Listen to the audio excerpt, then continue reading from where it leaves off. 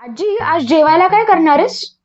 आज ना खसखशीची डाळ म्हणजे खसखशीचा रस्सा असा करणार आहे.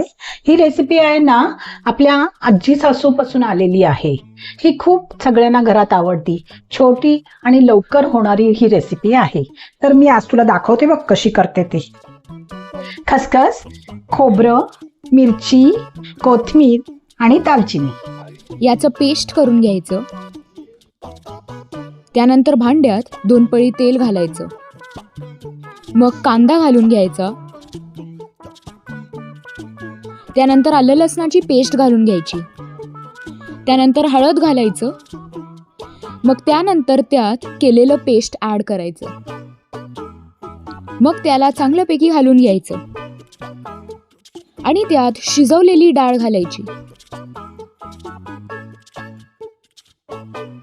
त्यानंतर चिंचाचं कोळ सुद्धा त्यात घालायचं.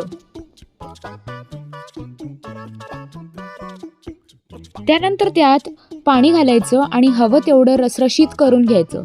मग त्यात थोडं मीठ सुद्धा घालायचं. 2 मिनिटं चांगलं दमून झाल्यानंतर आपलं खसखशीचं आळण झालं रेडी.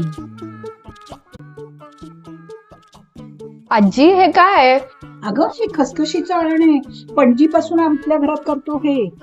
बघ कसं झालंय, सांग बघू. समृद्धी तू पण सांग कसं झालं बघ.